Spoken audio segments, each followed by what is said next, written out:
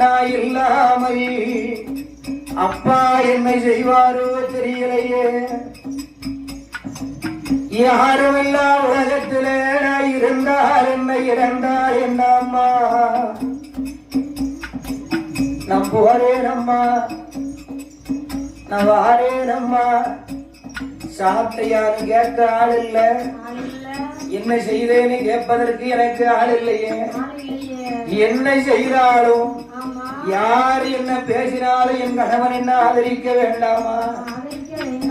அவரும் என்ன கைவிட்டாரம்மா. நான் என்ன செய்யட்டும்?